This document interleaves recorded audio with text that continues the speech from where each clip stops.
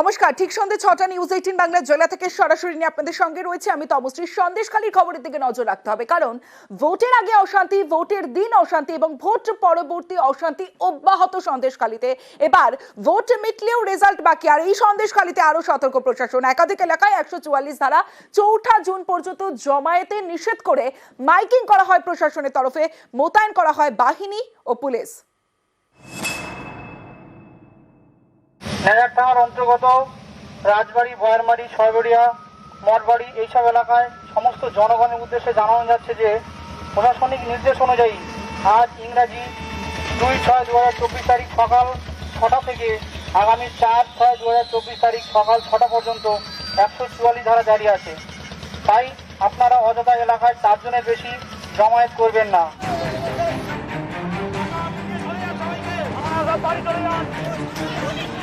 শেষ দফা ভোটের দিন সন্দেশখালী গরম, ধুন্ধুমার হামলা, বিক্ষোভ, ভাঙচুর থেকে পুলিশের লাঠিচার্জ।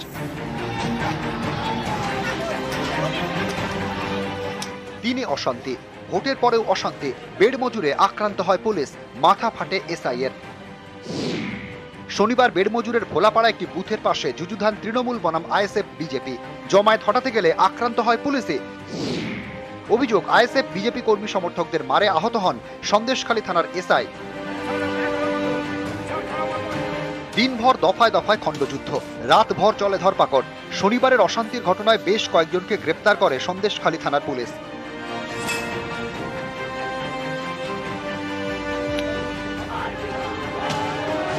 ভোটের সময় অশান্তি, ভোট শেষের পরেও আক্রান্ত পুলিশ, এখনো বাকি ভোট গণনা। সন্দেশখালীতে তাই আরো সতর্ক প্রশাসন। সন্দেশখালীর একাধিক জায়গায় জারি করা হলো ১৪৪ ধারা। ৪ঠা জুন সকাল ৬টা পর্যন্ত কড়াকড়ি। এদিন সকাল থেকে মাইকিং করে জমায়েতে মানা প্রশাসনের। নেজার থানার অন্তর্গত রাজবাড়ি, ভয়ারমারি, ছয়গড়িয়া, মঠবাড়ি এইসব এলাকায় সমস্ত জনগণের উদ্দেশ্যে জানানো যাচ্ছে যে প্রশাসনিক নির্দেশ অনুযায়ী আজ ইংরাজি ২/৬/২০২৪ তারিখ সকাল ৬টা থেকে আগামী ৪/৬/২০২৪ তারিখ সকাল ৬টা পর্যন্ত ১৪৪ ধারা জারি আছে। তাই আপনারা অযথা এলাকায় ৪ জনের বেশি জমায়েত করবেন না। বেড মজুরের কাঠপোল এলাকা সহ সন্দেশখালীর নানা জায়গায় মোতায়েন রয়েছে বাহিনী ও পুলিশ। নজরদারির মধ্যেই এদিন স্বাভাবিক ছিল সন্দেশখালীর দোকান বাজার। আমরা চাই এখানে যাতে আমরা শান্তিতে সবাই বসবাস করতে পারি, আমরা এখানকার সেই শান্তি চাই। নিউজ ১৮ বাংলা।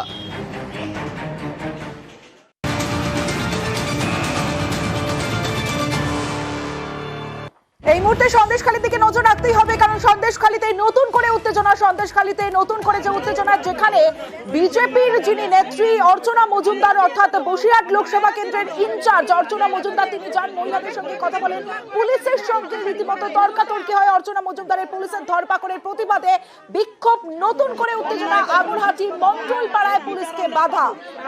আমি তোমাদের পাশে আমার ছেলেগুলো তো মেরে দিয়েছে, তাহলে তাদেরকে আমরা পাবো আমরা বলো ছেলে মেরে দিতে আমরা পাবো, পুলিশের নিয়ে গেলে আমরা ছাড়িয়ে আনবো, আমরা দিয়েছে তো আমরা মেরে দিল তো।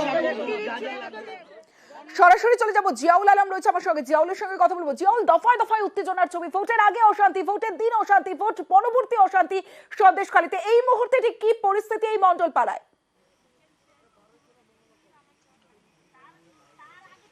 দেখো, এই মুহূর্তে আগারহাটি রাজবাড়ির যে রোড এবং তার মন্ডল পাড়ায় তুমি দেখতে পাচ্ছ, আমি দেখাবো যে এই ধরনের বোল্ডার, অর্থাৎ একাধিক বিদ্যুতের খুঁটি ফেলা রয়েছে, কোথাও গাছের গুঁড়ি ফেলা রয়েছে, যাতে এই ফেলার উদ্দেশ্য গ্রামবাসীদের যারা স্পষ্ট দাবি যে গ্রামে যাতে কোনো রকমভাবে পুলিশ আর অত্যাচার না করতে পারে। তার কারণ গতকালকে দেখেছি এখানে গন্ডগোল হয়েছে, যারা বোমাবাজি করেছে বলে বিজেপির পক্ষ থেকে অভিযোগ করা হচ্ছে, তাদের বাড়িতে না গিয়ে, তাদের এলাকায় না গিয়ে এখানকার সাধারণ মানুষের অত্যাচার করছে এবং এখান থেকে ধরে নিয়ে গেছে, এমনটা অভিযোগ। তারপরে আজকেও একজনের নামে অভিযোগ ছিল, তাকে ধরতে এসেছিল পুলিশ এবং সেই সময় গ্রামের মহিলারা লাঠি ঝাঁটা নিয়ে বিক্ষোভ দেখায় এবং দফায় দফায় বিক্ষোভ চলে। পুলিশ লাঠি উঁচে তাড়া করে, বেশ কয়েকজন মহিলা জলে পড়ে যায়। তারপরেই পুলিশ এখান থেকে অন্যত্র যায়। কিন্তু পুলিশ যে এলাকার মানুষের অত্যাচার করছে, পুলিশ যে শুধু নিরীহ মানুষদেরকে অত্যাচার করছে, এই অভিযোগ তুলেই এলাকার মহিলারা বারংবার তার রাস্তায় নেমেছেন এবং তা নিয়ে বিজেপির যে নেত্রী অর্থাৎ অর্চনা মজুমদার, বসিরহাট লোকসভার ইনচার্জ, তিনি গ্রামবাসী, যেহেতু গ্রামবাসীদের উপরে লাঠিচার্জ করা হয়েছে, মারা হয়েছে, মারধর করা হয়েছে, এই খবর পাওয়ার পরে মণ্ডলপাড়ায় তিনি এই মুহূর্তে গ্রামের মধ্যে রয়েছেন, গ্রামবাসীর সঙ্গে কথা বলছেন। একটা বিষয় একটু জানতে চাইবো, এই যে গাছের গুড়ি ফেলে পোস্ট ফেলে বিক্ষোভ দেখাচ্ছেন, তারা অবরোধ করছেন, মূলত এই মুহূর্তে ঠিক কি দাবি গ্রামের মহিলাদের?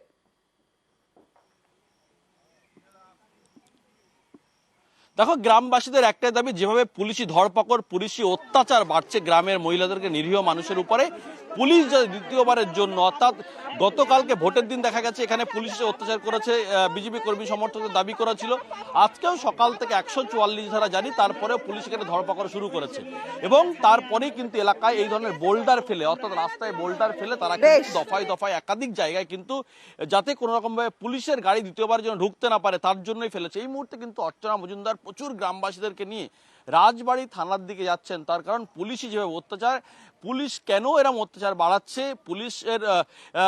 পুলিশের জন্য বিক্ষোভ, পুলিশের থানায় ঘিরে বিক্ষোভ দেখানোর জন্য একেবারে অর্চনা মজুমদার সহ প্রচুর গ্রামবাসী, তুমি দেখতেই পাচ্ছ লম্বা একটি লাইন সেই মণ্ডল পাড়া থেকে একেবারে ঘুরে তারা কিন্তু এই পায়ে হেঁটে এখান থেকে রাজবাড়ি যে ফাঁড়ি সেখানে যাওয়ার কথা সেখানে যাচ্ছে। অবশ্যই নজর রাখো, পরবর্তী আপডেট তোমার কাছে নেব জিয়াউল। সন্দেশখালীতে যে ছবি আমরা সকাল থেকে দেখছি, গতকাল রাত থেকে যে ছবি আমরা দেখছি, যে উত্তেজনা, একের পর এক ঘটনা ঘটছে, পুলিশের ধরপাকড়ে, প্রতিবাদে বিক্ষোভ, যেখানে প্রচুর পুলিশ মোতায়েন করা হয়, র‍্যাফ নামানো হয়, আগরহাটিতে নতুন করে ঝাঁটা লাঠি নিয়ে বিক্ষোভ দেখান গ্রামের মহিলাদের, গ্রামবাসীদের সঙ্গে রীতিমতো ধস্তাধস্তি পুলিশের, পরিস্থিতি সামলাতে র‍্যাফ বাহিনীকে নামাতে হয়। যে ছবি আপনারা দেখছেন, অর্থাৎ গতকাল রাত ভোটের পর থেকেই অশান্ত যে ছবি আমরা দেখছি, এবং গতকাল সকাল থেকে, ভোটের দিন শনিবার সকাল থেকে আমরা দেখছিলাম নির্বিঘ্নেই ভোট হচ্ছিল, তারপরে দুপুর গড়াতেই উত্তেজনা শুরু হয় এবং সেই উত্তেজনা, ভোট পরবর্তী অশান্তি আজও অব্যাহত। যে ছবি আপনারা দেখছেন, ধরপাকড় পুলিশের এবং পুলিশ প্রথম বাধা পায়, এবং যে ছবি আপনাদের দেখাচ্ছি, সন্দেশখালীতে নতুন করে উত্তেজনা, ভোট পরবর্তী অশান্তি অব্যাহত সন্দেশখালীতে। এবং যে ছবি সরবেরিয়ার ভুইয়াপাড়ার ছবিও দেখাবো, তার আগে যে ছবি দেখছেন, যে গ্রামবাসীদের সঙ্গে পুলিশের ধস্তাধস্তি, ছিনিয়ে নেয় জনতা, পরিস্থিতি সামলাতে র‍্যাফ বাহিনী,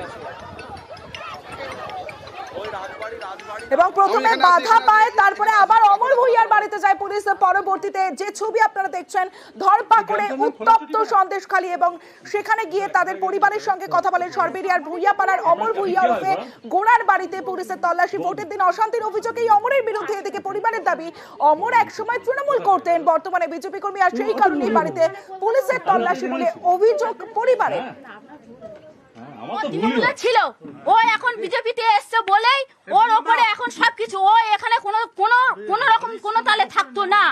আজকে এই জায়গায় ও তৃণমূলই করতো, আর শাহজাহান শেখ ধরা পড়ার পরে আজ ও এতদিন ও বাড়ির বাইরেই ছিল, কলকাতায় ছিল। কবে বিজেপিতে গেছে? এই তো রিসেন্ট ওকে খুব মারা ধরা হয়েছিল বলে ও হচ্ছে এখান থেকে ওকে চলে গেছিল। শাহজাহান শেখরা বাহিনীরা তৃণমূল করতো বলেই তো মারতো, ও অন্যায় সহ্য করতে পারতো না বলে ও বলতো বলেই তো মারতো। অমায়িকতা এটা আমরা কি করে জানবো, কারণ ওর সঙ্গে এমন, ও ভোটটা বন্ধ দিতে পারি না, ভোটটাও দিতে দেওয়া হয়নি। আমরা 9 বছর ও বাইরে আছে, ঠিক আছে। তো রিসেন্টলি সমস্ত গ্রামের লোকদের সাথে অত্যাচার হচ্ছে বলে ওখান থেকে এখানে চলে আসে। এখন কোন দল করে?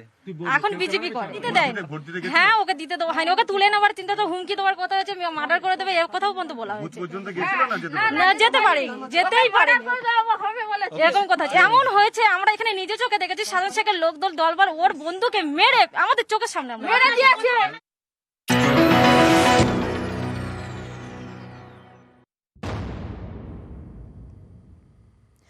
রিপল দাবি বিজেপির শেষ, অর্থাৎ সপ্তম দফায় এসে চরম ক্ষোভ। ফলতা বিধানসভা সহ ডায়মন্ড হারবার ও মথুরাপুরের প্রায় 450 বুথে ফের ভোটের দাবি, কমিশনে চিঠি, পদ্ম শিবিরের কটাক্ষ তৃণমূলের।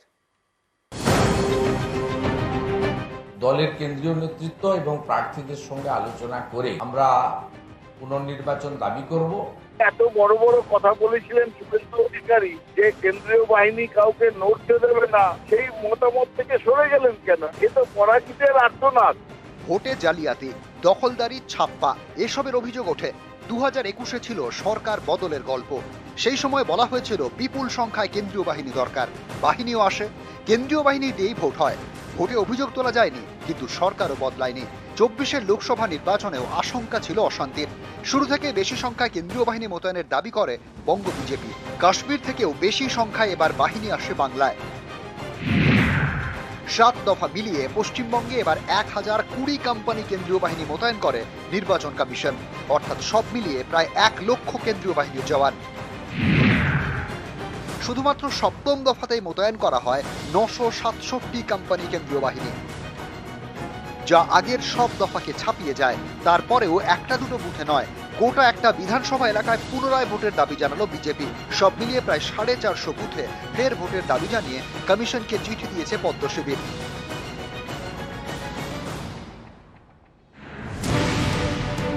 ফলতা বিধানসভা এলাকার মোট বুথ 260। এই সবকটি বুথেই নতুন করে ভোটের দাবি তুলেছে বিজেপি। এছাড়া ডায়মন্ড হারবারের বাকি লোকসভা এলাকার 191টি বুথ এবং মথুরাপুর লোকসভার 12টি বুথে ফের ভোটের দাবি জানিয়ে চিঠি দিয়েছে পদ্ম শিবির। সব মিলিয়ে 463টি বুথে রিপোলের দাবিতে কমিশনের দ্বারস্থ বঙ্গ বিজেপি। পাশাপাশি বসিরহাটের 500টি বুথে ফের ভোটের দাবি তুলেছেন সেখানকার বিজেপি প্রার্থী। যে বুথগুলোয় ভোট হয়নি, যে বুথগুলো এখনো অবধি এই অত্যাচার হয়েছে, আমরা পুরো ডিটেলস আমরা ইলেকশন কমিশনের কাছে দেব, আর পুনরায় নির্বাচন হবে সেটাই আমরা দেখুন। আমার আশঙ্কা আছে 500-র বেশি বুথ আছে। বিজেপি আবার পশ্চিমবঙ্গে একটা দল হলো, নিজেদের সাংগঠনিক ব্যর্থতা ঢাকতে পুনর্নির্বাচন চাই, অমুক চাই, তমুক চাই, অর্ধেক জায়গায় এজেন্ট দিতে পারেনি, তাদের সংগঠন নেই, কিছু নেই, তারা এইসব অভিযোগ করে নজর ঘোরাচ্ছে। রাজ্যে মোট 42টি লোকসভা আসন, তার মধ্যে মাত্র 2টি আসনে রিপোলের দাবি জানিয়ে কমিশনকে চিঠি বঙ্গ বিজেপির, সেটাও একেবারে ভোটের শেষে, গণনার আগে, যা অনেকের মতেই অত্যন্ত তাৎপর্যপূর্ণ। অনেকেরই প্রশ্ন, এটা কি গণনার আগে রাজনৈতিক ধারণা তৈরির চেষ্টা বিজেপির, নাকি এক্সিট পোলের পরিস্থিতি দেখে চাপ বাড়াতে চাইছে গেরুয়া শিবির? কমিশনের কাছে প্রায় 450 বুথে পুনরায় ভোটের দাবি জানিয়েছে বঙ্গ বিজেপি। যদিও এই অবস্থায় বিজেপির দিলীপ ঘোষের বক্তব্যকে তাৎপর্যপূর্ণ বলে মনে করছেন অনেকে। 370 হবে কিনা বিজেপি, এনডিএ 400 পার হবে কিনা, এটা নিয়ে প্রশ্ন, কিন্তু ওইদিকেই যাচ্ছে গাড়ি। আমার মনে হয় যেভাবে লোকে ভোট দিচ্ছে সারা দেশে, এই টার্গেটও পুরো হয়ে যাবে। 19 সালের যে ইতিহাস আমার মনে আছে, সমস্ত এক্সিট পোলকে আমরা ফেল করে দিয়েছিলাম, এবারেও ফেল করে দেবো। নিউজ 18 বাংলা।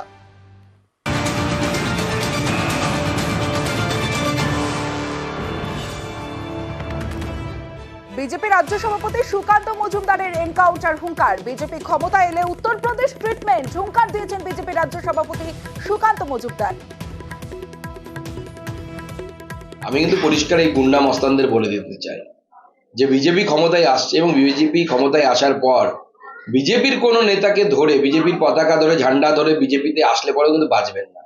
উত্তরপ্রদেশ ট্রিটমেন্ট হবে, পুরো এনকাউন্টার হবে। দমন পীড়ন সন্ত্রাসের রাজনীতি বিজেপির, পাল্টা তোপ তৃণমূল নেতা শান্তনু সেনের। এই দমন পীড়ন এবং সন্ত্রাসের রাজনীতি থেকে মুক্তি চায় বলেই দেশের মানুষ এই লোকসভা নির্বাচনে এনডিএকে পরাস্ত করার জন্য ভোট দিয়েছে। সুতরাং সুকান্ত বাবু যেগুলো বলছেন সেগুলো আর করার সুযোগ তিনি পাবেন না। তার কারণ ভারতবর্ষে তার আগেই সরকার বদলে যাবে, আর বাংলায় মমতা ব্যানার্জি যেভাবে আছেন আগামী বহু বছর সেভাবেই থাকবে। এবার নদিয়ার খবরের দিকে নজর রাখবো। বিজেপি সমর্থককে গুলি করে খুন, আর এ নিয়ে জোর শোরগোল, রাজনৈতিক তরজাও তুঙ্গে। পুলিশের দাবি পুরনো শত্রুতার জেরে এই খুন, নিহতের আত্মীয়দের গলাতেও একই সুর। কালীগঞ্জের ঘটনায় গ্রেফতার এক।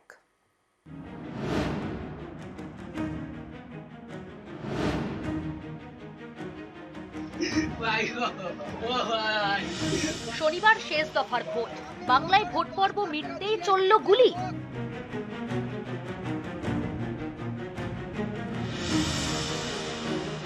নদিয়ায় খুন বিজেপি সমর্থক, নিহত 35 বছরের হাফিজুল শেখ, নদিয়ার কালীগঞ্জের বাসিন্দা। প্রত্যক্ষদর্শীদের দাবি, শনিবার সন্ধে বাড়ির কাছে চায়ের দোকানের পাশে ক্যারাম খেলছিলেন হাফিজুল শেখ। এমন সময় হামলা, পয়েন্ট ব্ল্যাঙ্ক রেঞ্জ থেকে কয়েক রাউন্ড গুলি চালায় দুষ্কৃতীরা। লুটিয়ে পড়েন রক্তাক্ত হাফিজুল। দুষ্কৃতীরা এলাকা ছেড়ে পালিয়ে যায়। পদ্ম শিবিরের দাবি, পরিকল্পিতভাবে বিজেপি সমর্থককে খুন করেছে তৃণমূল কংগ্রেস। এই নিয়েই তুঙ্গে উঠেছে চর্চা। তার নেতৃত্বে এলাকায় আস্তে আস্তে বিজেপির সংগঠন বাড়ছে। এটা একদম রাজনৈতিক চক্রান্ত বলে আমি মনে করছি। এই খুনের সঙ্গে সম্পর্ক আছে, তাদেরকে অবিলম্বে গ্রেপ্তার করতে হবে। এটা কিন্তু কোনো রাজনৈতিক কোনো এখানে ব্যাপারই নেই, দুপক্ষে কিন্তু সমাজ বিরোধী, রাজনৈতিক দলের কোনো নেতা বা কোনো কর্মী নয়। এর আপসের মধ্যে এদের কোনো ঝামেলা ছিল, কিন্তু এটা আমার কাছে যা খবর আছে এটা রাজনৈতিক কোনো ব্যাপার। 12 জনের বিরুদ্ধে অভিযোগ দায়ের করেছে নিহত বিজেপি সমর্থকের পরিবার। এই ঘটনায় মূল অভিযুক্ত কাশেম শেখ। পুলিশ সূত্রে খবর, কাশেমের দলবল নিয়ে এসে কাশেম সরাসরি হাফিজুলকে গুলি করে দেয়, ওইখানে ডেট জমি নিয়ে ও গন্ডগোল হওয়াতে হাফিজুলের রাগ, হাফিজুলকে মারার লিগে বহুবার চেষ্টা করেছে। হ্যাঁ, জেল খেটেছিল। মানে ওই কাশেম আমাদের ওইখানে একটা লোকের এক ব্যক্তি 11 লক্ষ টাকা ছিনতাই করে, আমার এই ভাইবোকে ও কাশেম জড়িয়ে দেয়। আমরা অভিযোগ পেয়েছি এবং প্রাথমিক তদন্ত শুরু করেছি। একজনকে আমরা অ্যারেস্ট করেছি। আমরা এটুকু জানতে পেরেছি যে কাশেম শেখ এবং হাফিজুল শেখ অনেক পুরনো ক্রিমিনাল। তারা এর আগে ডাকাতি কেসে এবং মাদক পাচার কেসেও জেল খেটেছে। বর্তমানে তাদের মধ্যে একটা জমি নিয়ে সমস্যা ছিল। সেই জমি নিয়ে সমস্যার জন্য তাদের মধ্যে রেসারেসি ছিল। কাশেম শেখ বহুদিন ধরে ঘর ছাড়া ছিল। কালকে হঠাৎ করে সে এসে হাফিজুল শেখকে গুলি করে মার্ডার করে। আমরা কাশেম শেখকে ধরার ব্যাপারে চেষ্টা করছি।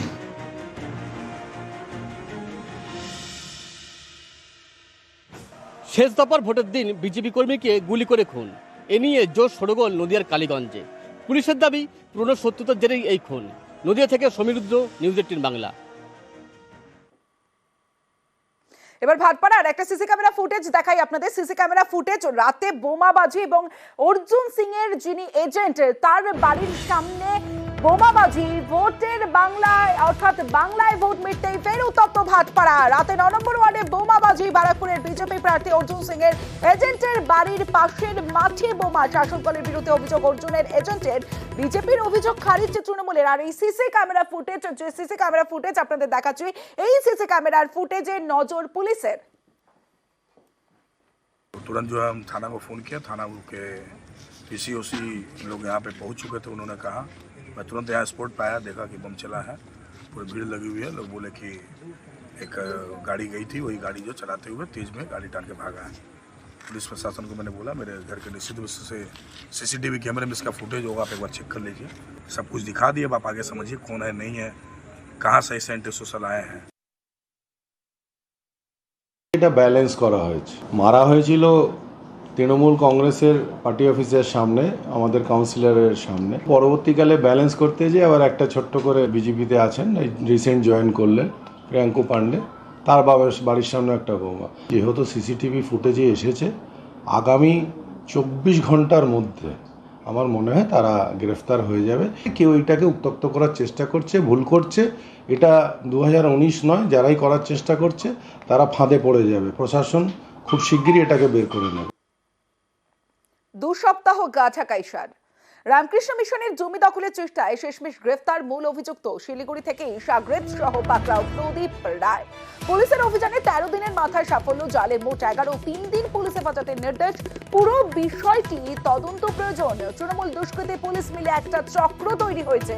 মিলিত দুর্নীতি চলছে, দাবি বিজেপি নেতা শঙ্কর ঘোষের।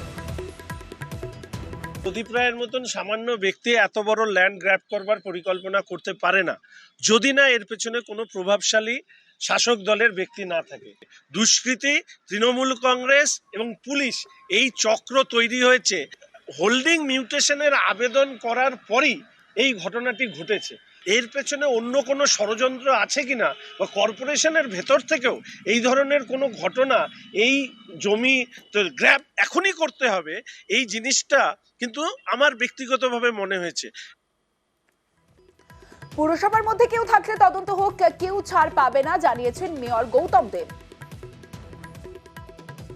এফআইআর করে দিক সমস্ত জায়গায়, ওদের সেন্ট্রাল এজেন্সিকেও লাগিয়ে দিক আর স্টেট এজেন্সিকেও দিয়ে দিক। কারা করেছে, কেন করেছে, তার কাছে নিশ্চয়ই তথ্য প্রমাণ আছে, নাহলে উনি তো বলবেন না। নিশ্চয়ই কমপ্লেন করছেন না কেন? মূল যে ছেলেটির নাম এসেছিল তারা অ্যারেস্ট হলো, তার পেছনে যে আরো বড় মাথা থাকে এবং সে পুরসভার ভিতরে তৃণমূলে কেউ থেকে থাকে, সেটা কেন প্রকাশ্যে আসছে? আমাদের সরকার বলেছে 0 টলারেন্স।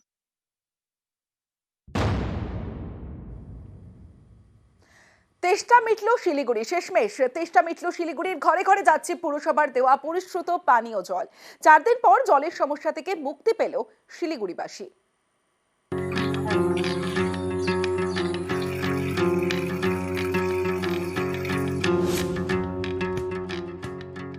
আমাদের যে সার্টিফিকেশন তারা দিয়েছে, তিস্তার এই জল মানুষ সবকিছু কাজের জন্য এই জল তারা ব্যবহার করতে পারে। 4 দিন পর ভোগান্তি থেকে মুক্তি, শেষমেশ পরিশ্রুত খাবার জল পেল শিলিগুড়ি। বাড়ির কলে পুরসভার দেওয়া দূষণমুক্ত জল পড়ছে, দুর্ভোগ শেষ হয়েছে। এই কলের জলই কয়েকদিন ধরে ফেলে দিতে হয়েছে, মুখে তোলা যায়নি। এখন পুরসভার জল খেতে নিষেধ নেই। যখন আমরা শুনলাম যে আজকে জলটা খাওয়া যাবে, খাওয়ার উপযুক্ত, এবার ভালো লাগলো। এবার আমরা যত খালি আসছে সব এনে এখন ভরা শুরু করব জল, এটা নিয়ে এখন খুব খুশি। তবুও একটু সন্দেহ রয়ে যায়, এতদিন তো যে ওটাও তো আগের জলটাও তো ওই ভরসা করেই খেয়েছিলাম, তার 2 দিন পরে শুনলাম যে ওটা খাওয়ার উপযুক্ত না। এখন এটা 2 দিন না গেলে তো অতটা স্বস্তি পাচ্ছি না। গত বুধবার থেকেই জলের হাহাকার দেখেছে শিলিগুড়ি। পুরসভার পাঠানো জল দূষিত বলে জানিয়ে দেন খোদ মেয়র। তারপর থেকে শিলিগুড়িতে শুরু হয় জল যন্ত্রণা। পুরসভার পাঠানো জলের গাড়ির সামনে লম্বা লাইন দেখা যায়। জল কিনতেও লম্বা লাইন পড়ে শিলিগুড়ির বিভিন্ন দোকানে। জলের কালো বাজারিও শুরু হয় বলে অভিযোগ ওঠে।